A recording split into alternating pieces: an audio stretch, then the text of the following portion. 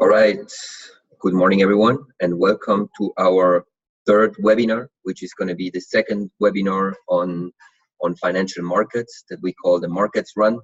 This time we'll really run, so I'm gonna keep it relatively short.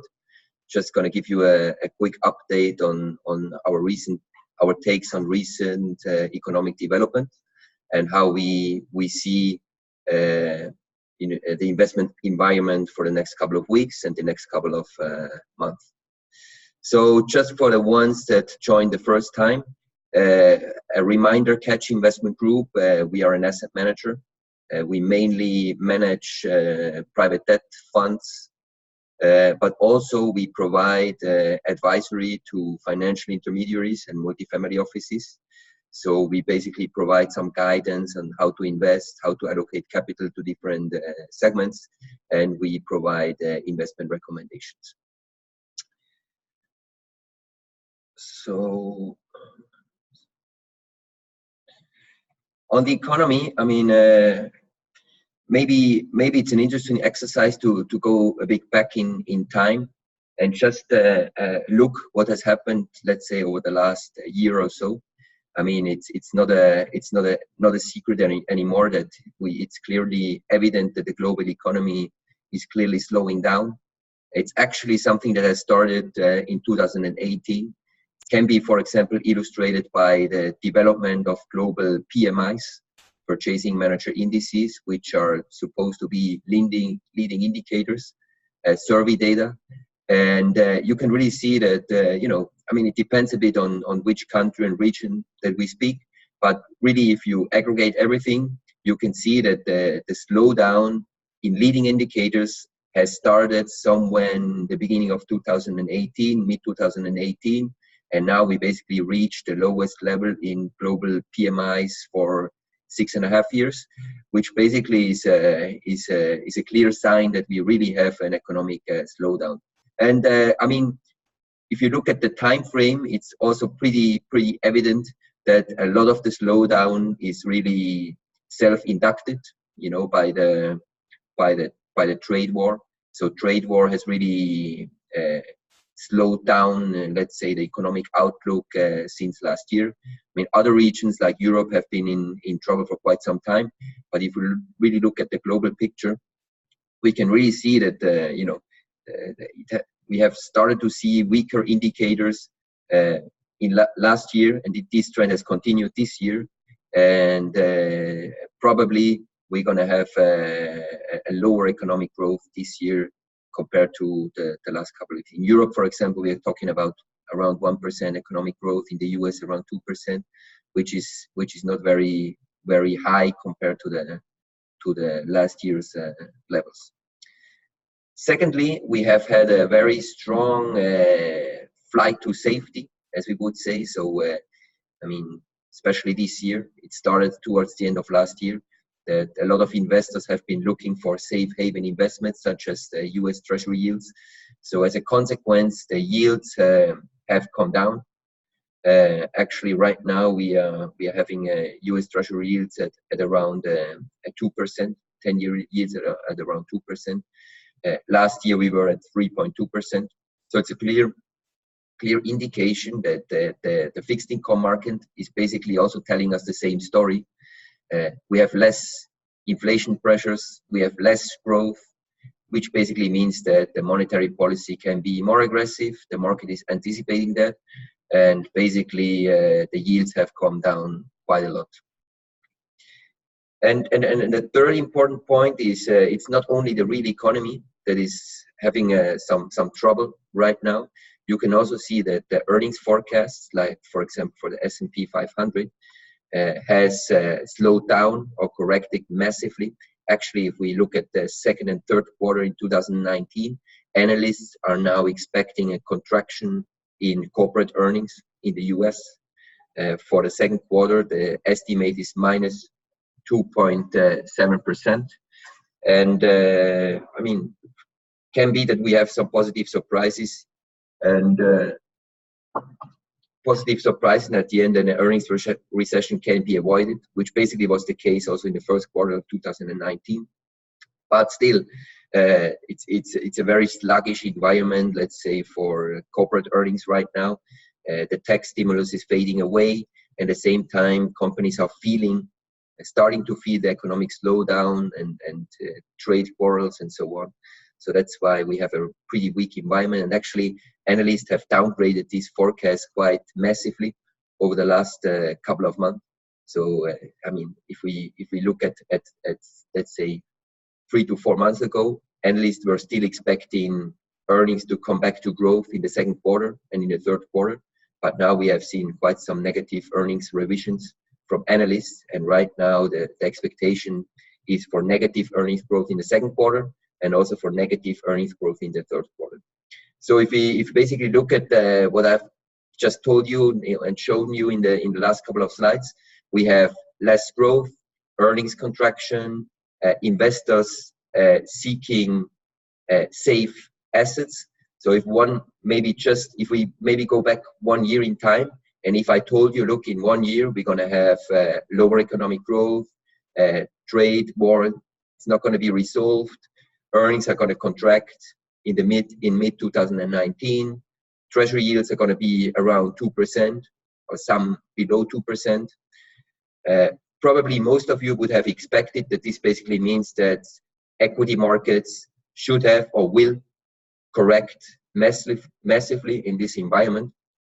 But it's actually surprising to see that the S&P 500 has reached a new all-time high last week. This is really something that we have been discussing quite often over the last couple of months, that right now it's really rare to see that you have a big divergence between the performance of equities and the performance of fixed income markets. Right? Actually, there was a study from Credit Suisse that has shown that the correlation between fixed income yields, treasury yields, and the S&P 500 or equity markets is now at the lowest level in many years. Usually you have a negative correlation between fixed income and bonds, which basically means that yields are positive correlated. A negative correlation between fixed income and stocks, which basically means that yields are positively correlated to the performance of equity markets. When yields go up, usually stocks go up because the economy is doing well. But right now, the correlation is not very typical. Right now, you have had equity and stocks correcting at the same time, and equities and bonds also recovering at the same time. So a big correlation, which is good as long as things go well, like over the last 6 months. So equities have gone up 20% in the US this year, which was a very strong year. And at the same time, a lot of investors have very positive returns on their fixed income securities because the yields were down. But the problem is also that this can also mean a problem for investors in the future, because if the correlation remains that way, it also means that we could have a correction in both asset classes at the same time, which is obviously a tricky situation for investors that want to have a balanced portfolio, because it's going to be more volatile for investors as well. We have actually seen that right now it looks really like the performance of equity markets has been largely driven by lower yields, which is not really reasonable, but it has been the case. So it's like we have like a feeling that the market is currently a bit addictive to more interest rate cuts and more aggressive monetary policies all around the world, which basically means that, the market likes weak economic data, because eventually it means that the Fed can cut rates more aggressively. Also, the European Central Bank can eventually keep interest rates negative for a longer period of time, or even eventually also implement new quantitative easing programs and so on, which the market has welcomed so far. This also means that sometimes if we have better economic news, this can be negative news for the market, and this is exactly what happened last week. That doesn't make a lot of sense. It's a bit strange. So last week on Friday, we had the job report from June in the US, and we saw that actually we had 224,000 new jobs created, non-farm payrolls created in June, which is a very positive number. It was far better than the 160K that was expected by economists, and still the market has corrected a little bit over the last couple of days, and the yields have gone up, which is again positive correlation between fixed income securities and equity securities. Yields go up, bond prices go down, stock prices go down, which doesn't make a lot of sense, but that's how the market is seeing the world right now. The number was very good, which is good for the economy. So we can really see that still the job market at least is relatively healthy. If we look at the averages, we can see on the chart that the yellow line, the non-farm payrolls can be pretty volatile. So sometimes you can have a very good month and a very bad month. So it's more important to look at the average. But on average, we have had more than 170,000 new jobs per month over the last 6 months. It has slowed down a little bit, but actually it's almost not visible. So really, if we look at the last 7 years, we are more or less in the same range in terms of job creation, which is actually very, very positive, because right now the unemployment rate is very low. It has gone up a little bit from 3.6 to 3.7%, but we are very close to full employment. And usually job creation starts to slow down as we reach the final stage of the economic expansion, which is right now not the case. So this job market really remains very strong, which could also mean that eventually, at least in the US, the economy is not as weak as maybe the fixed income market has suggested. And if we look at the market expectations in terms of rate cuts by the Fed, it's also a bit a reflection of that. You can see that maybe a month ago, Fed fund futures, they implied 4 rate cuts over the next 12 months. Right now, with a bit better US job market, this expectation is now a bit more less extreme, I would say. So right now, the market is only expecting 3 rate cuts over the last 12 months, and most likely we're going to see the first rate cut now in July at the Fed meeting that is taking place on the 30th and 31st of July. So most likely we're going to see a 25 basis point cut in interest rates. The market is expecting 2 additional rate cuts in the next 12 months. I personally believe that this is a bit aggressive. So unless we get a new escalation in terms of the trade negotiations between the US and China, which we never know what's going to happen there.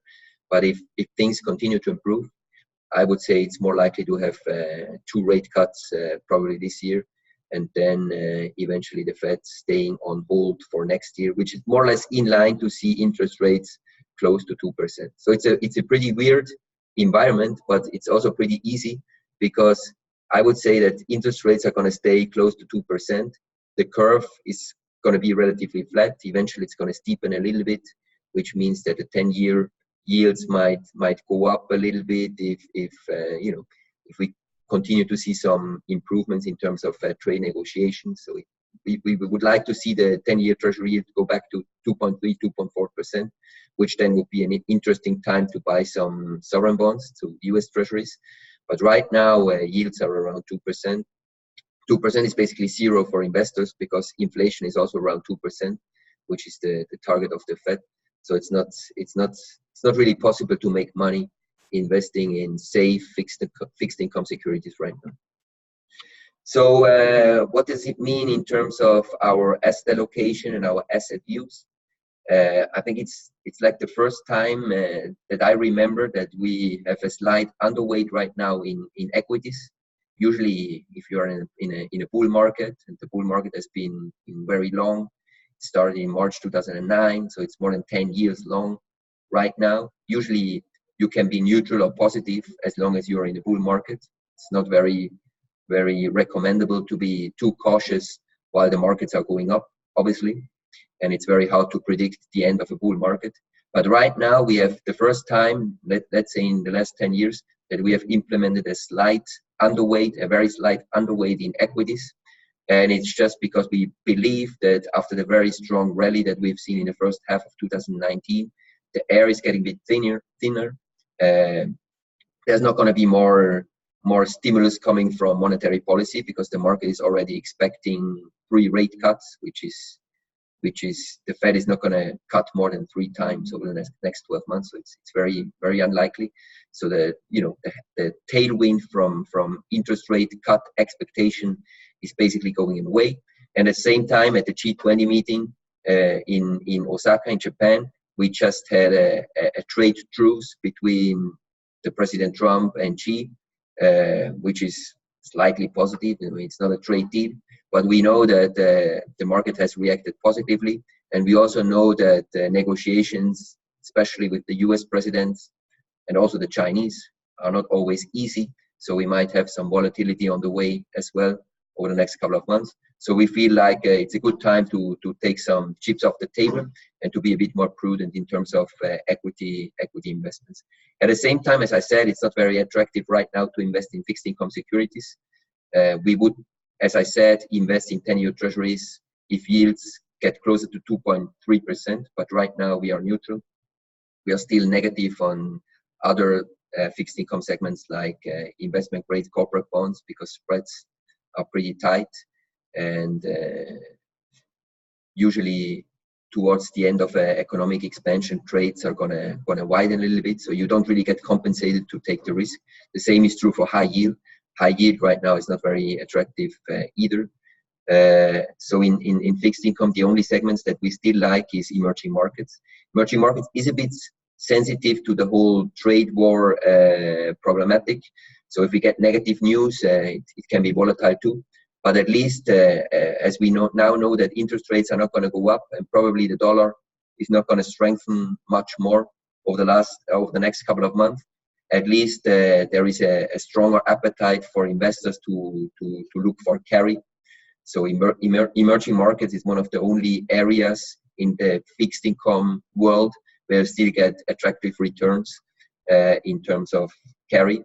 So we like US dollar hard currency emerging market bonds, but we also like some exposure to local currency emerging market bond exposure. Finally, we like some, let's say, flexible other fixed income areas, which is usually accessible by mutual funds. So for example, we like in the US, we like the mortgage-backed securities area, where you have some value, and maybe some other niches in fixed income to hide a bit right now, where more the traditional segments, they don't offer too much value. And finally, I mean, if you're quite cautious on equities and rather negative on fixed income right now, I mean, the real alternatives is still in the alternative space. So obviously we continue to highly recommend to our investors to be invested into private debt, which is in our view the most compelling story right now, where you can have very strong guarantees and at the same time returns close to 8% with even getting some liquidity, so which is very positive right now. You don't have a lot of correlation to fixed income and equity areas, which I said at the beginning. You have a high correlation between bonds and stocks, so it's better to have something in alternatives that is not correlated to these traditional assets, which is certainly the case for private debt. In commodities, we are right now we are neutral commodities currencies, but we are starting to invest a little bit in gold right now, because it's a better hedge right now, gold, in my opinion, because interest rates are not going up. You have some tail risks, especially around trade negotiations. So gold has rallied a little bit over the last couple of months, and we believe it's still, maybe it's not going to go up much more, but it's a good hedge to have some gold in a portfolio. Hedge funds, we are neutral. We have to be cautious. Last year was a good example that it's not always helpful to have hedge funds in the portfolio in terms of uncertainties in the macroeconomic environment. Last year, for example, the hedge fund index was down 7%. At the same time, we had corrections in equities and bonds too. So it's not really a very good diversifier right now. So if we look at our investment profiles that we recommend to family offices and independent asset managers, we work with 4 different investment profiles: income, moderate, balanced, and dynamic. This really depends on the risk profile of every client. But I can explain it a little bit with the moderate profile. Moderate is a very typical profile where usually you have the neutral weight is 25% in equities. So right now we would have only 23% in equities, 40% in fixed income, and 35% in alternative investments. Alternative investment for us, it's really an asset class where you can go up to 40%, which is really something that a lot of big investors, very smart investors are doing, because right now it's really time to be in alternatives, because as I said, you don't want to be too correlated to traditional asset classes that are a bit inflated right now. So with that, I think we close.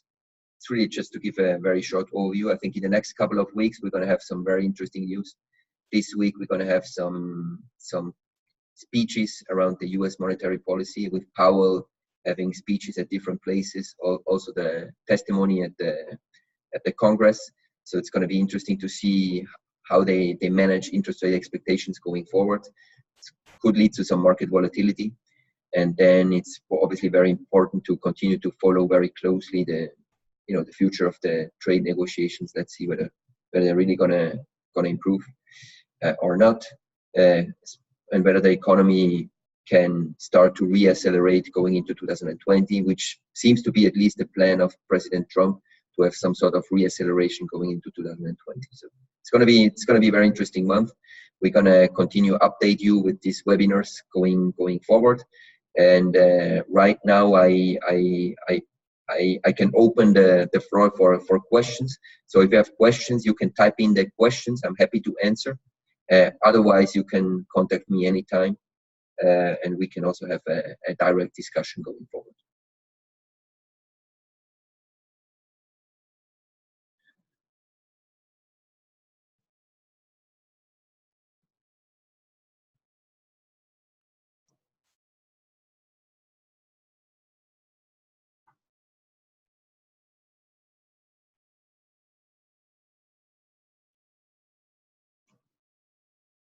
So we have no questions so far. So this case, I thank you all for your attention. Thanks for joining our 3rd webinar, and hope to see you again. Have a nice week. Bye-bye.